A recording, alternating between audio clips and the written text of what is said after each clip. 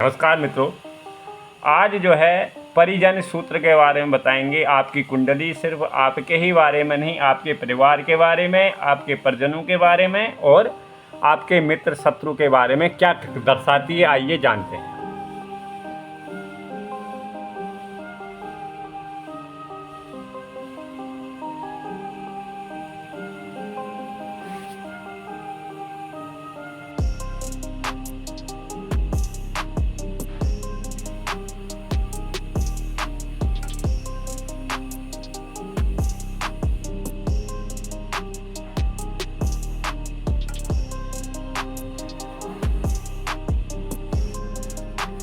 दसम भाव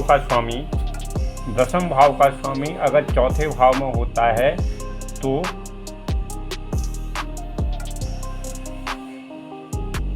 अपने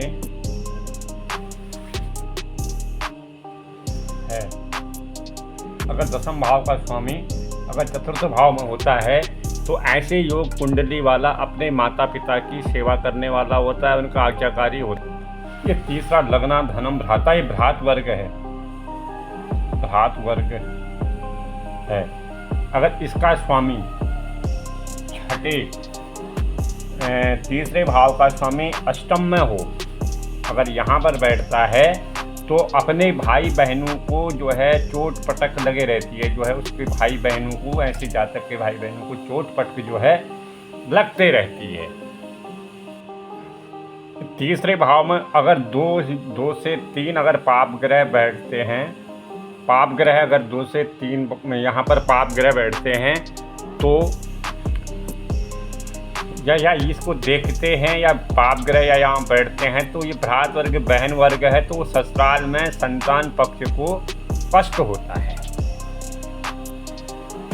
संतान पक्ष को कष्ट होता है। ये क्या है? धर्म स्थान है, धर्म और भाग्य स्थान है। अगर यहाँ का स्वामी, यहाँ का मालिक अगर सप्तम स्थान में बैठता है, क्या कहते हैं, तो परंतु यहाँ का जो है बैठता है तो पत्नी थोड़ी चालाक टाइप की बनती है, ओवर स्टाइल दिखाती है। द्वादश ये 12वां भाव है का स्वामी अगर तीसरे में पड़ जाए या तीसरे में बैठा हो या पापी प्रभाव से हो तो अपने भाई बहन से मित्र में मुसीबत त्याग देते हैं। इसका स्वामी अगर यहाँ बैठता है तो क्या कहते हैं, मुसीबत के समय जो है अपने मित्र भाई बहन जो है साथ क्या कहते हैं छोड़ देते हैं। अगर आपकी कुंडली में मंगल के साथ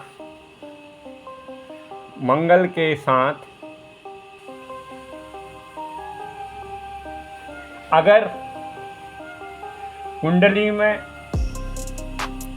चंद्रमा के साथ राहु या मंगल रहे तो उनके जो है मित्र जो हैं बड़े चतुर होते हैं।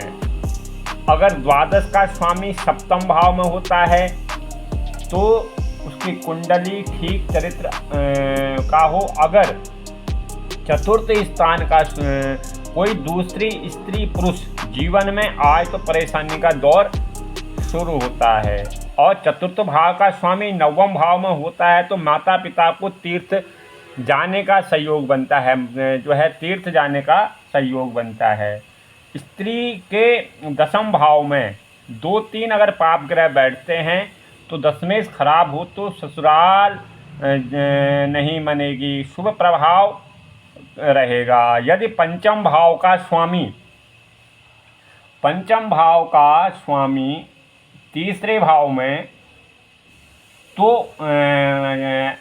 अपने भाई और माता पिता दोनों के सामर्थ्य के अनुसार मदद मिलेगी।